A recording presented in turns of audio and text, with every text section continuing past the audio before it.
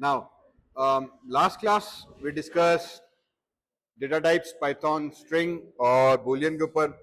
उसके बाद हमने लिस्ट को स्टार्ट किया था. थोड़ा हमने लिस्ट पढ़ा था.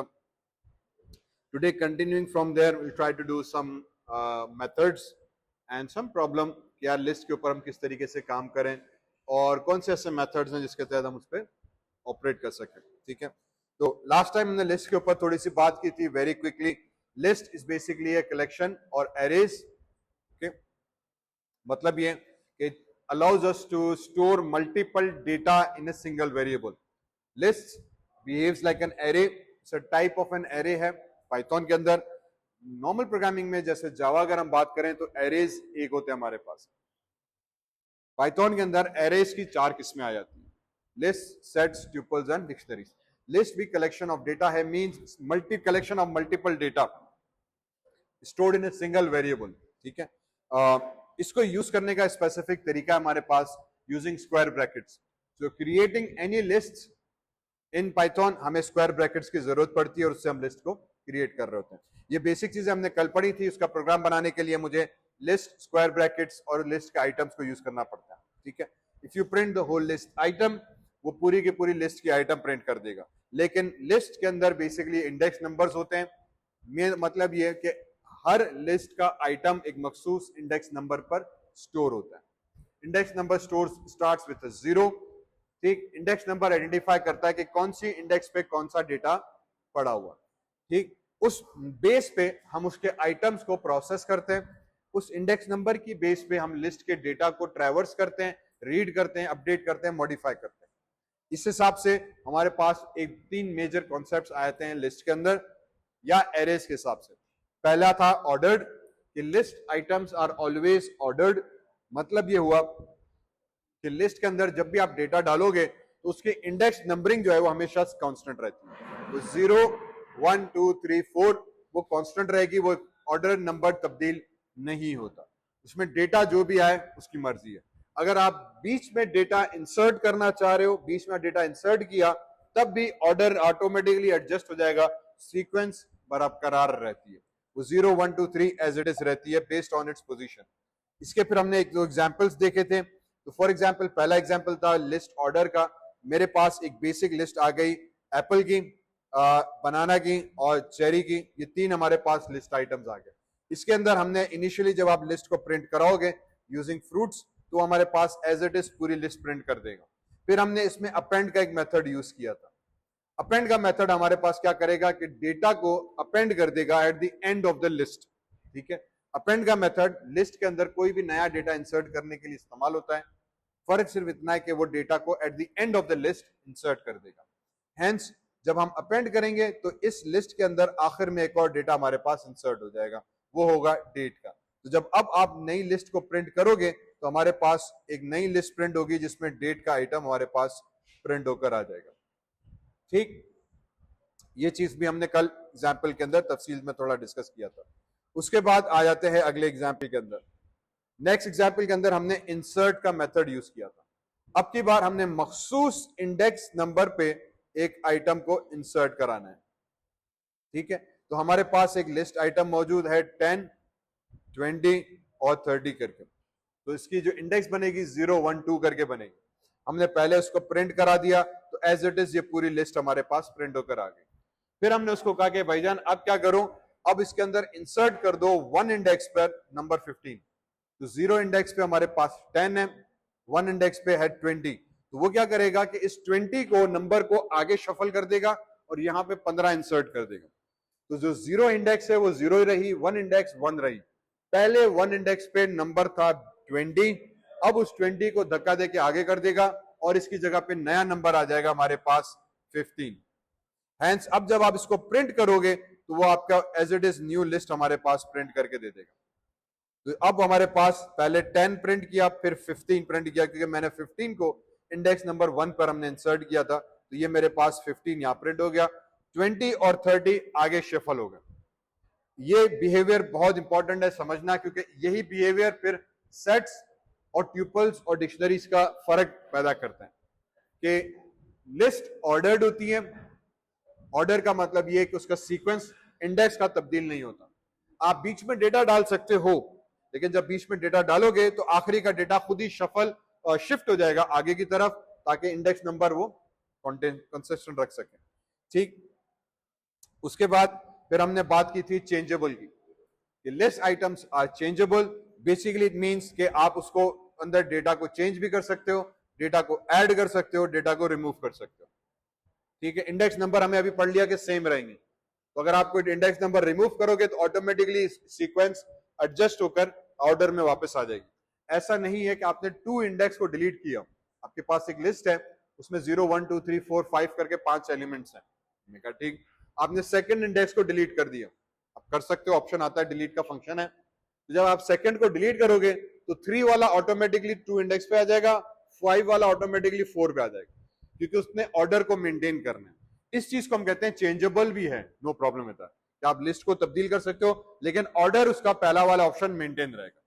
इसी तरीके से आपने के पास 4 आइटम आए, अब आपने 1 इंडेक्स पे नया ऐड करनी है, तो जब आप 1 इंडेक्स पे न्यू डेटा इंसर्ट करोगे तो 1 इंडेक्स जो पहला आइटम मौजूद था वो 2 पे चला जाएगा, 2 वाला 3 पे, 3 वाला 4 पे, और 1 पे आपका नया डेटा आ जाएगा। मींस सीक्वेंस अगेन वही मेंटेन रही, 0 1 2 3 4 5 1। इसको हम कहते हैं changeable with order being maintain. यही फर्क आ जाता है फिर सेट्स और ट्यूपल में, वहां पे ये चीज नहीं होती है। तो जब सेट्स और ट्यूपल्स पाएंगे तो फिर हम डिस्कस करेंगे। Allow duplicates, list allow duplicate values as well. Means एक लिस्ट के अंदर आप मल्टीपल डेटा डाल सकते हो, वो भले सेम ही क्यों ना हो। तो इसके अंदर मेरे पास एप्पल भी मौजूद है, यहां पर भी हमारे पास पहले से एप्पल मौजूद है, no problem with that. Again ये तीसरा मेन डिफरेंस है ऑर्डर, चेंजेबल और डुप्लीकेट्स का। ये चीज फिर सेट्स, ट्यूपल्स और डिक्शनरीज में फर्क आता है। उनको जब हम डिफरेंशिएट करेंगे तो ये तीनों पैरामीटर्स को डिफरेंशिएट होता है। ठीक, लिस्ट के अंदर हम कहते हैं कि यार आप डुप्लीकेट वैल्यू डाल सकते हो, डिक्शनरीज के अंदर फॉर एग्जांपल डुप्लीकेट वैल्यूज नहीं आ सकता। ठीक है, इसी तरीके से अब आते हैं इसके कुछ फंक्शंस के ऊपर। कुछ मेथड्स हैं जिनको हम डिस्कस करते हैं कि how do we operate on list. ठीक है, उस ऑपरेट का मतलब ये कि जैसे लिस्ट है उसके अंदर मल्टीपल डेटा है, अब उस डेटा के ऊपर हम मुख्तलिफ ऑपरेशंस परफॉर्म कर सकते हैं। ठीक है, इसी वजह से लिस्ट का इस्तेमाल बहुत कॉमनली होता है। Instead of saving data in individual variables, हम एरे की सूरत में डेटा को रखते हैं, क्योंकि उसके ऊपर फिर बहुत सारे मेथड्स हम अप्लाई कर सकते हैं, उसके ऊपर हम ऑपरेशंस कर सकते हैं, उसमें से डेटा को एक्सट्रैक्ट आराम से कर सकते हैं, जिसकी वजह से फिर लॉन्गर रन में जहां पे लार्ज एप्लीकेशंस बनती हैं वहां पे एरेज या लिस्ट या सेट्स, ट्यूपल्स हम कॉमनली इस्तेमाल करते हैं, क्योंकि डेटा के ऊपर इजीली ऑपरेट किया सकता है। फिर एडवांटेज मिलता है कि एक वेरिएबल के अंदर बहुत सारा डेटा आ जाता है, हेंस उसके ऊपर हम काम आराम से किया जा सकता है। ठीक है, पहला method length, LENG, finds out the length of an list. ये जो लिस्ट आप बना रहे हो, फॉर एग्जांपल यहां पे द लिस्ट बनाई, उसके अंदर अगेन स्क्वायर ब्रैकेट्स दिए, do keep in mind list के अंदर हम स्क्वायर ब्रैकेट्स यूज करते हैं, और उसके अंदर हमने ये डेटा डाल दिया। ठीक, अब इसके जब और मैं जाके यूज करूंगा लेंथ का function, bracket start bracket close, और ये एरे की लिस्ट दे दी। तो जो लिस्ट वेरिएबल बनाया था वो हमने यहां पे दे दिया। ये मुझे बताएगा कि यार इस लिस्ट के अंदर आपने टोटल कितने एलिमेंट्स डाले हुए हैं। इस वक्त 3 हैं तो 3 बता देगा, 4 आएंगे, 5 आएंगे, जितने भी आएंगे तो मुझे मेरी लिस्ट की लेंथ बता देगा। जावा के अंदर LENGTH करके पूरा एक वर्ड आता है। ठीक है, लेंथ का पूरा वर्ड आता है। पाइथन क्योंकि आदि है शॉर्ट हैंड चीजों का, क्विक शॉर्ट का, तो उसने बहुत सारे फंक्शंस को शॉर्ट करके रखा हुआ। तो LEN करके लेंथ का एक फंक्शन है जो आपकी लेंथ बताएगा हमारे पास, सिंपल एज दैट। इसी तरह से हमारे पास एक और कॉन्सेप्ट क्लियर होना चाहिए कि यार आप लिस्ट जो है एक्चुअली वो किसी भी डेटा टाइप की बना सकते हैं। ठीक, लिस्ट आप स्ट्रिंग की भी बना सकते हैं। अगर हम स्ट्रिंग की बनाएंगे तो डू मेक श्योर कि आप इन्वर्टेड कोटेशन यूज करें। इंटीजर बना रहे हैं तो अगेन इंटीजर आएगा हमारे पास, अगर बुलियन आ रहा है तो बुलियन वैल्यू आएगी। The only key parameter here to remember is comma. हर लिस्ट आइटम कॉमा सेपरेटेड है, हर लिस्ट आइटम हमारे पास कॉमा सेपरेटेड है। ये कॉमा सेपरेशन इज इंपॉर्टेंट। फिर अगर स्ट्रिंग है तो स्ट्रिंग को आप इन्वर्टेड कोटेशंस के अंदर लिखोगे, no problem with that. Integer है तो नॉर्मल नंबर फॉर्म में आएगा, नो प्रॉब्लम विद दैट। लेकिन हर आइटम एक्चुअली कॉमा हमारे पास सेपरेटेड है, कॉमा सेपरेशन इंपॉर्टेंट है।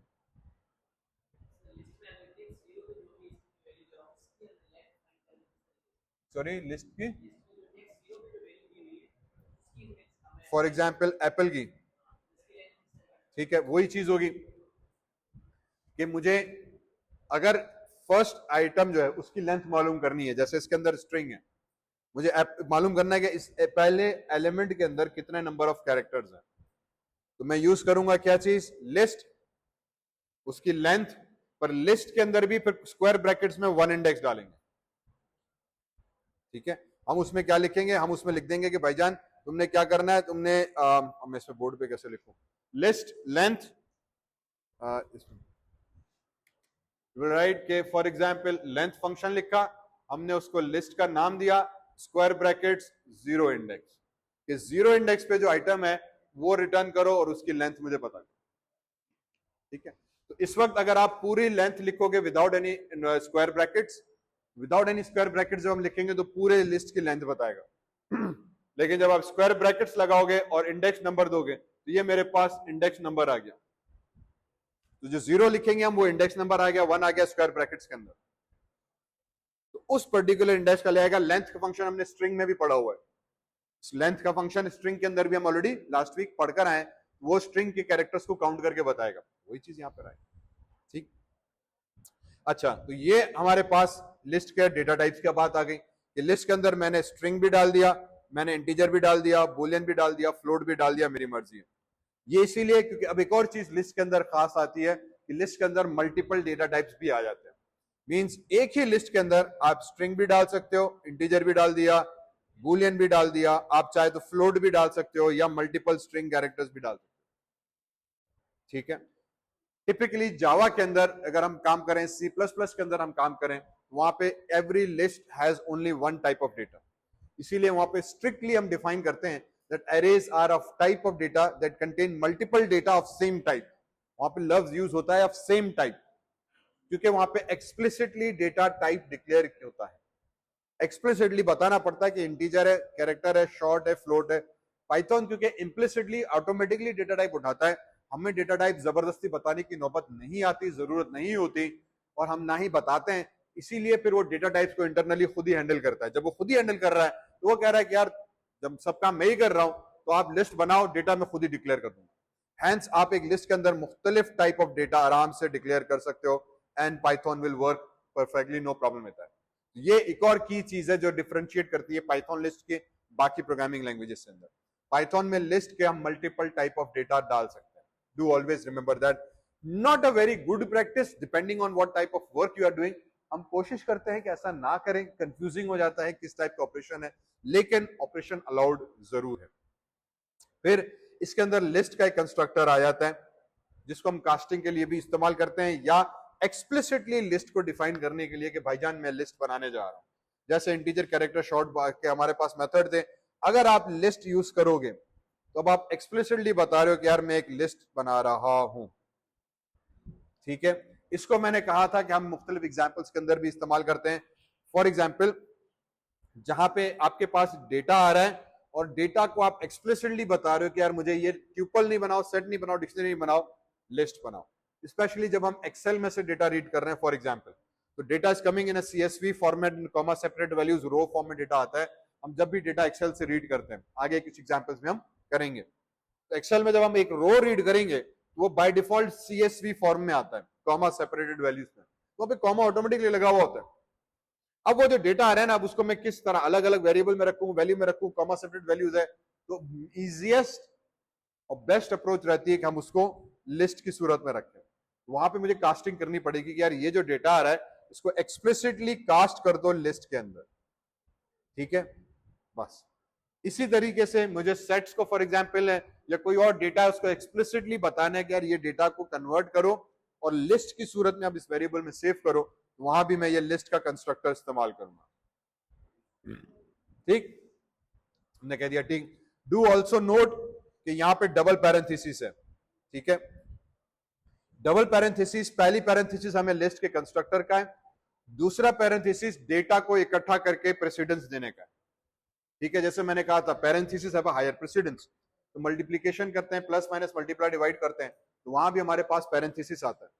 पैरेंथेसिस लेके पहले प्लस को सॉल्व करो फिर मल्टीप्लाई करो, 2 + 2 × 3, तो बाय डिफॉल्ट वो मल्टीप्लाई पहले होगा फिर प्लस होगा, लेकिन जब आप प्लस पहले करना चाह रहे हैं तो हम उस 2 + 2 को ब्रैकेट्स में रखते हैं पैरेंथेसिस में, ताकि सॉल्व दिस इक्वेशन फर्स्ट फिर इसको मल्टीप्लाई करो, हायर प्रेसिडेंस की वजह से। तो यहां भी वही चीज है कि जो डेटा आ रहा है उसको इकट्ठा करो एक ग्रुप के अंदर as a parenthesis, solve it first, then assign it to a list. तो यहाँ पे डबल पैरेंथेसिस का इस्तेमाल होता है, पूरी लिस्ट को इकट्ठा करना और फिर उसको लिस्ट वेरिएबल को पास करना एज अ डेटा टाइप।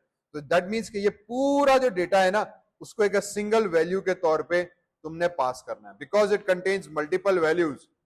ठीक है, तो because it contains multiple values, उसको हम कह रहे हैं यार इस पूरे को इकट्ठा करो और फिर पास करो। रिमेंबर, अगर आप पैरेंथेसिस नहीं दोगे तो इसका मतलब ये भी हो सकता है कि आप अलग अलग लिस्ट बना रहे हो। एप्पल एक अलग आइटम आ गया, कॉमा, बनाना अलग कॉमन आइटम आ गया, कॉमा, चेरी अलग डेटा आ गया, ये 3 मुख्तलिफ डेटा आ गए। ठीक है, इसीलिए वो कंफ्यूजिंग हो जाता है। तो उसको आसान करने के लिए हजरत अंग्रेज ने पाइथन के अंदर डबल कोट कर दी।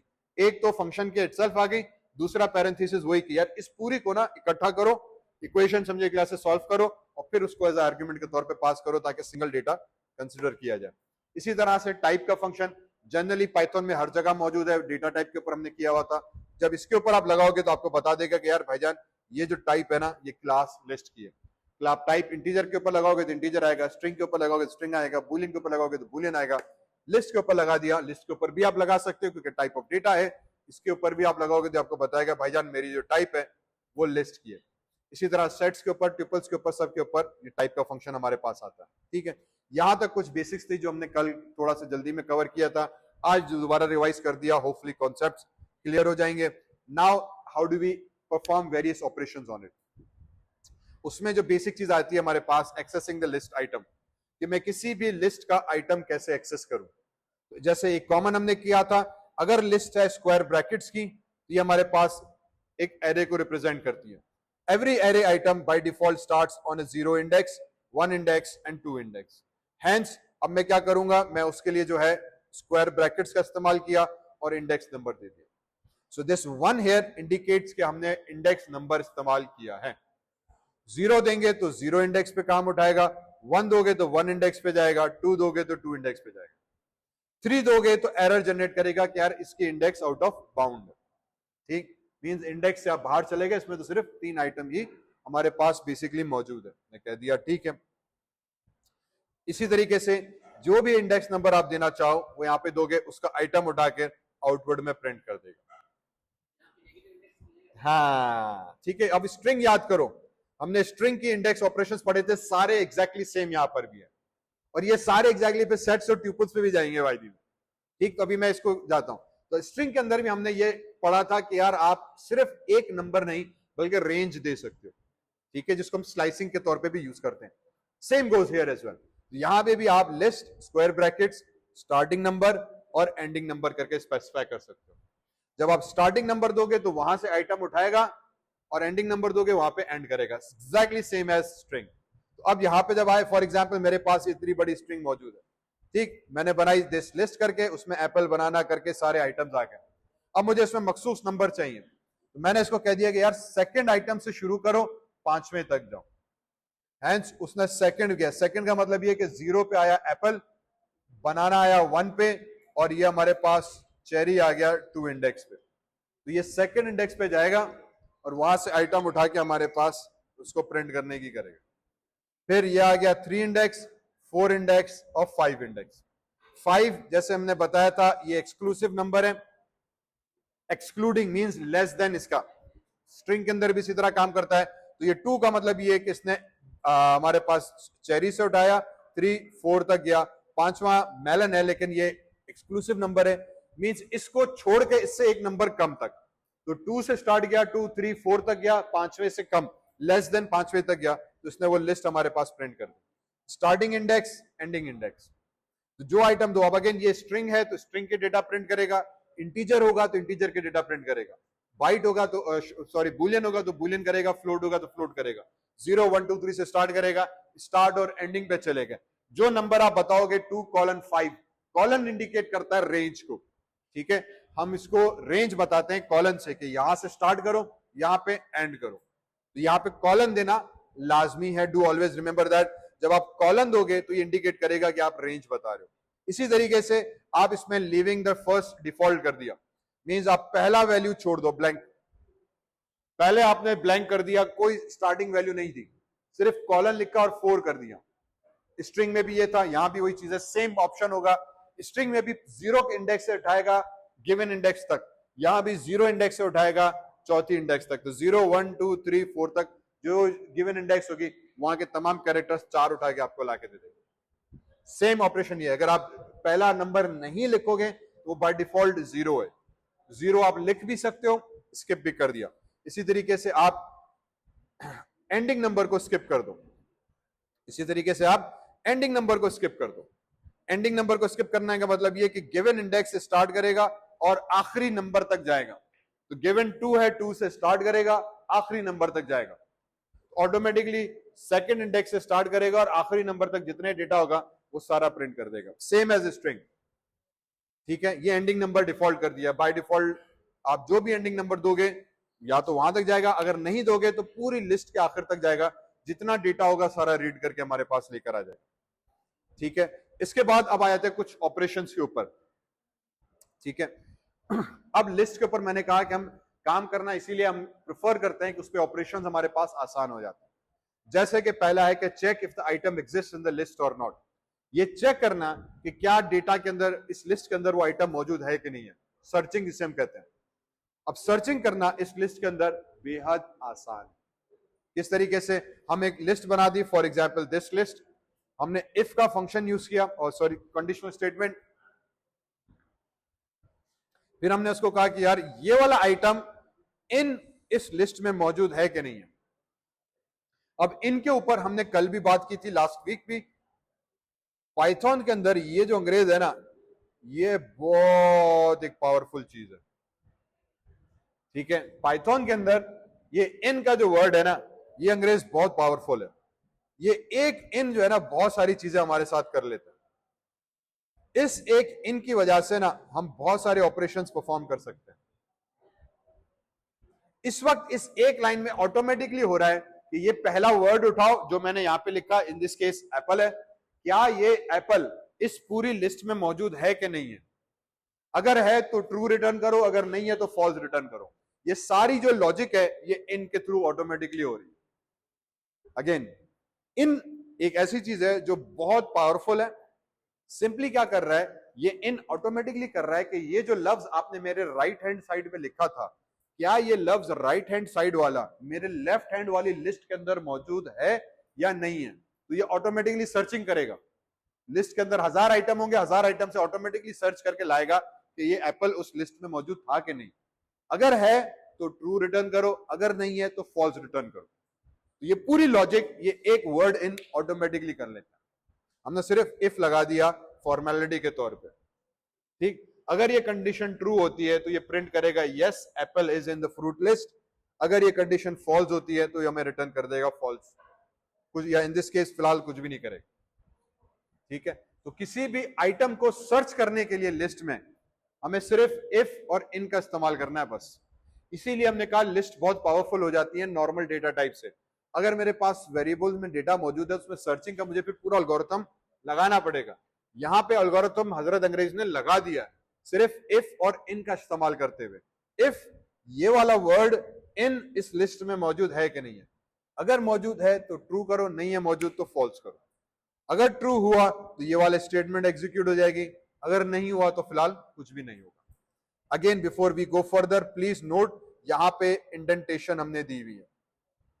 पाइथन के अंदर इंडेंटेशन मोस्ट इंपॉर्टेंट है। ठीक है, तो जब आप नोट करोगे इफ स्पेस इंडिकेट कर रहा है कि ये उसका ब्लॉक है, इफ के बाद दिस लिस्ट के बाद कॉलन आ रहा है, ये कॉलन इंडिकेट कर रहा है कि ये लिस्ट का हिस्सा हमारे पास है।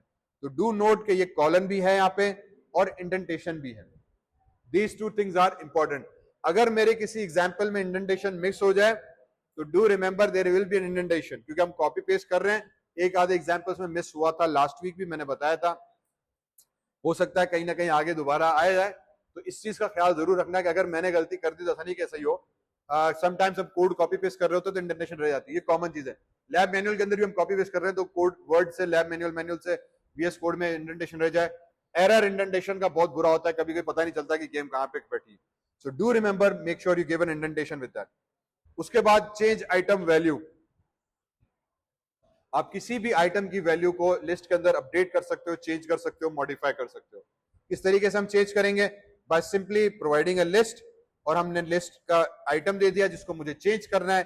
For example this dot list 1 लिखा, मींस 1 इंडेक्स पे जो आइटम था उसको आप चेंज करो ब्लैक करंट के अंदर। ये एक स्ट्रेट डायरेक्ट तरीका है किसी भी लिस्ट को चेंज करने का। स्क्वायर ब्रैकेट्स में लिस्ट का नंबर दिया, इक्वल टू वैल्यू चाहिए दे दी, तो ये उसकी वैल्यू को तब्दील कर देगा। हेंस अब जब आप इस लिस्ट को प्रिंट करने जाओगे तो ब्लैक करंट आपका प्रिंट करेगा बनाना की जगह पे। ठीक, ये एक आसान तरीका। इसके बाद आप एक कंप्लीट रेंज ऑफ कैरेक्टर्स को भी लिस्ट में तब्दील कर सकते हो। ये एक नई चीज है इसमें। फॉर एग्जाम्पल मेरे पास एक लिस्ट मौजूद है, एप्पल, बनाना, चेरी, ऑरेंज, कीवी करके। इसमें हमारे पास 6 आइटम्स मौजूद हैं, 0 से 5 तक की इंडेक्स जा रही है। ठीक है, ये 0 रहा, मैंगो 5 इंडेक्स पे चला गया। ने कहा ठीक है, अब क्या करना है? मैंने कह दिया यार इसमें ना 1 इंडेक्स से लेकर 3 इंडेक्स तक के जो आइटम है वो सब के सब तब्दील कर दो। ठीक, बजाय कि मैं एक आइटम को तब्दील करूं, मैं पूरी रेंज बता रहा हूं कि यार अब 1 से लेकर 3 इंडेक्स तक जितने आइटम है ना उन सबको तब्दील कर दो। किससे तब्दील करो? एक और मैंने सब लिस्ट दे दी, square brackets, list item 1, list item 2, 2 item दे दिए, इसको वहां से चेंज कर दो। हेंस वो क्या करेगा कि इसकी जो 1 इंडेक्स पे आइटम था, जो 2 इंडेक्स पे आइटम था, उन दोनों को उठाएगा और इस ब्लैक करंट और वाटरमेलन से इन दोनों को रिप्लेस कर देगा। ठीक, थर्ड इंडेक्स को उसने क्यों नहीं उठाया? थर्ड इंडेक्स को क्यों नहीं उठाया? एक्सक्लूसिव है। ये हमेशा याद रखना, रेंज के अंदर ये तीसरा जो नंबर है, ये एंडिंग नंबर हमेशा एक्सक्लूसिव नंबर होता है। इससे हमेशा एक कम, लेस देन, इसको छोड़ के इससे नीचे वाला नंबर। तो इसीलिए उसने 1 पे गया, 2 पे गया, क्योंकि मैं 2 वैल्यूज चेंज कर रहा हूं, तो यहां भी मैंने 1 और 2 इंडेक्स वाली वैल्यूज दी। ठीक है, अगर मुझे यहाँ पे 3 होती तो मुझे यहाँ पे 3 देनी पड़ती। ये क्या करेगा? आपके लिस्ट के अंदर जाएगा, इस पहली इंडेक्स पे दूसरी इंडेक्स पे जो डेटा है उसको तब्दील कर देगा। पहली इंडेक्स पे जो डेटा था दूसरी इंडेक्स पे डेटा था, इस वाली से। हेंस आप लिस्ट की पूरी रेंज भी तब्दील कर सकते हो। इसीलिए हमने कहा लिस्ट बहुत पावरफुल हो जाती है। फिर आ जाते हैं इंसर्टिंग न्यू आइटम्स। अब मुझे नया आइटम इसमें इंसर्ट करना है, मखसूस इंडेक्स पे, चेंज नहीं करना। प्रीवियस एग्जाम्पल में हमने चेंज किया था, इंडेक्स 1 पे जो आइटम है उसको तब्दील करना है। अब हम तब्दील नहीं कर रहे, अब हम नया आइटम डाल रहे हैं, इंसर्टिंग कर रहे हैं। उसके लिए फिर हम इंसर्ट का फंक्शन इस्तेमाल करते हैं और फिर हम उसको इंडेक्स नंबर बताते हैं कि भाईजान 2 इंडेक्स पे जाओ। ठीक है, इस 2 इंडेक्स पे जो डेटा है उसको तुम तब्दील कर दो इस वाली वाटरमेलन से। अब ये चीज क्यों इंपॉर्टेंट है? क्योंकि ये चेंज वाले बिहेवियर को अफेक्ट करती है। अब इसका मतलब ये कि ये 0, 1, 2 इंडेक्स पे जाएगा। ठीक है, 2 इंडेक्स पे जो चेरी है उसको तब्दील नहीं करेगा। ठीक, उसको तब्दील नहीं करेगा। इंसर्ट का मतलब ये कि इस 2 इंडेक्स पे पहले तो तुम वाटरमेलन को इंसर्ट कर दो, तो इस वाटरमेलन को इस इंडेक्स पे इंसर्ट करेगा और जो चेरी भाई था इस चेरी भाई को आगे शिफ्ट कर देगा। तो हेंस चेरी अपनी नई इंडेक्स पे चला गया और चेरी वाली इंडेक्स पे वाटरमेलन आ गया। इस चीज को हम कहते हैं मेंटेनिंग द ऑर्डर। 0, 1, 2, 3 इंडेक्स अब हमारे पास मेंटेन रहेगी। दूसरी इंडेक्स पे जो आइटम था उसको इसने वहां उसकी जगह पे नई वैल्यू डाली और जो 2 जिस पे जो पहला पुराना डेटा था उसको उठा के आगे भेज दिया, 3 पे कर दिया। ये शफलिंग वो खुद ही करेगा। ठीक है, हेंस जब हम इंसर्ट करते हैं तो डेटा ओवरराइड नहीं होता। अगेन अगर आप इंडेक्स नंबर दे रहे हो डायरेक्टली स्क्वायर ब्रैकेट्स में तो ओवरराइड कर रहा है।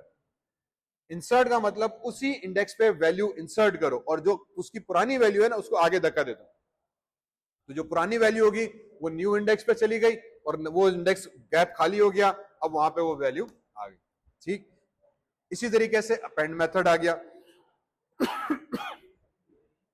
अपेंड मेथड क्या करेगा कि आपकी लिस्ट के एंड में ऑटोमेटिकली एक वैल्यू ऐड कर देगा। अब हम क्या करते हैं? अब हम अपेंड वैल्यू लिखते हैं, अपेंड ये वाला डेटा। दिस मींस कि जो लिस्ट मैंने अभी बनाई है उसके एंड में इस चेरी के बाद अब एक नई वैल्यू जो थी तुम उठा के इंसर्ट कर दो। तो append will automatically every time insert new data by the end of your list. ठीक, मैंने कह दिया फर्स्ट क्लास। इसी तरह रिमूव का फंक्शन है, जैसे नाम सजेस्ट कर रहा है रिमूव बनाना, तो वो मखसूस आइटम उठाएगा, उस इंडेक्स को रिमूव कर देगा। अब रिमूव का मतलब ये होगा कि अगर 0, 1, 2 इंडेक्स है, हमने 1 इंडेक्स वाले डेटा को रिमूव किया, तो जो 2 इंडेक्स पे डेटा था वो ऑटोमेटिकली इंडेक्स नंबर 1 पर आ जाएगा। वो 1 इंडेक्स ब्लैंक नहीं होगी, 0 नहीं होगी। इंसर्ट में भी वो डेटा शफल करता है, रिमूव में भी डेटा शफल करता है, और ऑटोमेटिकली आपका डेटा इंडेक्स को मेंटेन करेगा। हैंस जो पहले 1 इंडेक्स पे डेटा था बनाना, वो बनाना यहां से खलास हुआ और चेरी अब उसकी जगह पर आ गया। ठीक, तो रिमूव भी कर सकते हैं। हैंस इंसर्ट, अपेंड, रिमूव और चेंज, चारों ऑपरेशंस हम इसके ऊपर लिस्ट के ऊपर करते हैं। इसके बाद एक और स्पेसिफिक मेथड है हमारे पास पॉप का और क्लियर का। पॉप क्या करेगा, रिमूव करेगा एक मखसूस इंडेक्स को। रिमूव से हम आइटम दे रहे हैं कि यार ये वाला डेटा ना लिस्ट में खत्म करो, जहां भी मौजूद है ना उस लिस्ट में से खत्म करो।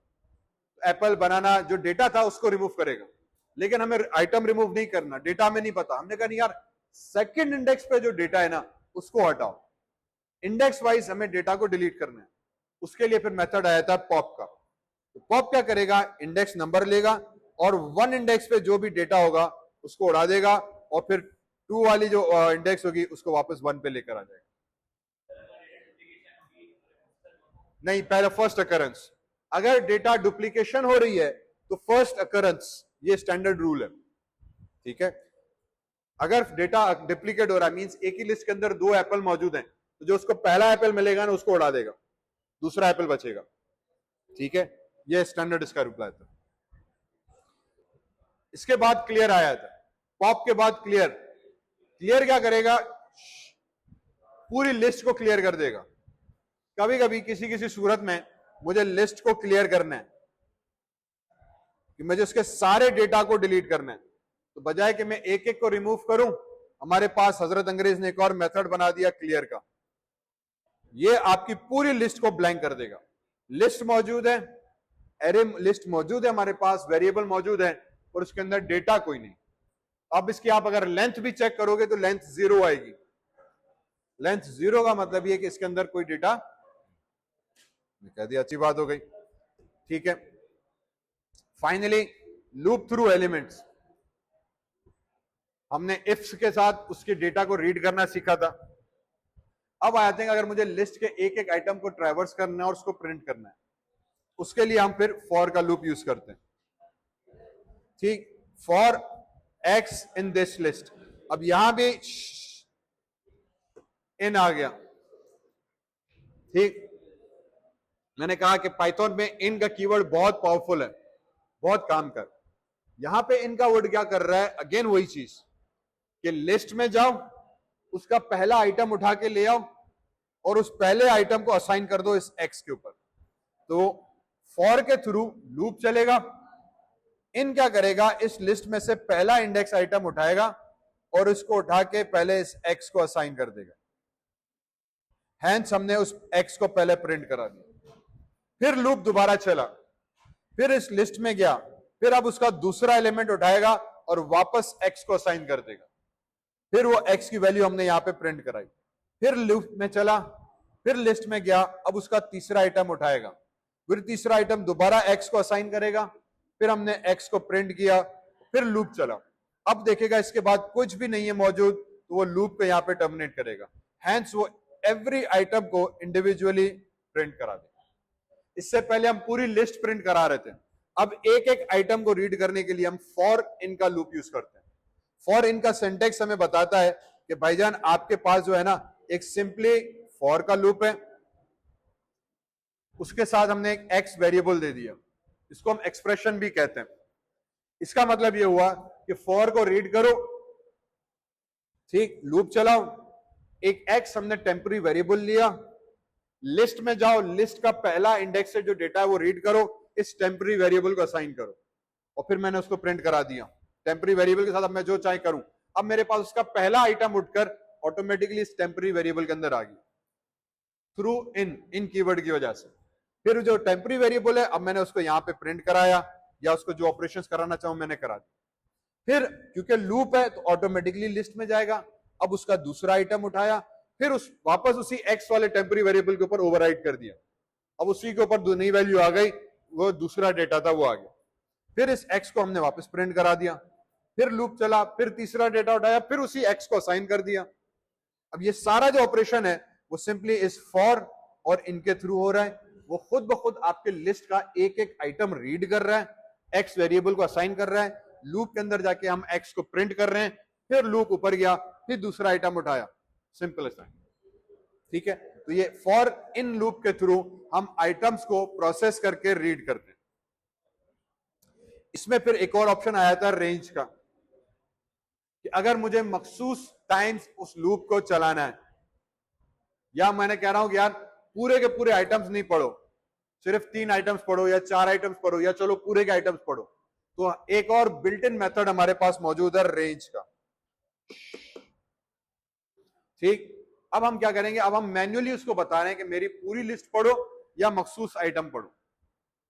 अब उसको हम कह रहे हैं कि भाईजान लेंथ, हमें पता है कि एक फंक्शन है जो बताएगा कि इस लिस्ट के अंदर कितने आइटम्स मौजूद हैं, तो हमने कह दिया range length of this list. तो रेंज एक फंक्शन है जो बाय डिफॉल्ट 0 से लेकर एक गिवन नंबर तक की रेंज पे चलता है। ठीक है, रेंज एक डिफॉल्ट मेथड है जो ऑटोमेटिकली 0 से लेके इसकी लेंथ तक जाएगा। अगेन वही काम होगा, फिर रीड करेगा इन के थ्रू, और वो इन उठा के इस आई में असाइन कर देगा। तो इससे आप index number based each item को रीड कर रहे हो। नहीं, देखो अगर आप डायरेक्ट लेंथ दे रहे हो तो लेंथ एक वैल्यू आ रही है। फॉर इन का लूप का मतलब ये कि मैं एक लिस्ट को रीड कर रहा हूं, एक एक आइटम को रीड नहीं कर रहा। ठीक है, तो फॉर इन का मतलब ये कि मैं एक लिस्ट को इवेल्युएट कर रहा हूं, एक एक आइटम को रीड नहीं कर रहा। तो लिस्ट के लिए मुझे लिस्ट चाहिए या फिर रेंज चाहिए। रेंज का भी मतलब ये होता है कि वो टेम्पररी एक लिस्ट बना देता है। ठीक है, चलें, यहां तक काफी रहा। इसी तरीके से there are few other methods. ये स्लाइड्स ऑलरेडी मैंने वीक 2 के अंदर अपलोड की हुई हैं, kindly go through those methods. इसके कुछ एग्जांपल्स हैं, कल फिर मैं इसको या तो कंटिन्यू करेंगे क्योंकि एग्जांपल्स मुझे कराने हैं और इसका मेन टॉपिक है लिस्ट कंप्रेहेंशन का। ये एक मेन चीज करानी है जो बहुत कॉमनली हमारे पास यूज होती है। ठीक है, यहां तक के लिए काफी रहा, फिर इंशाल्लाह नेक्स्ट क्लास में इसको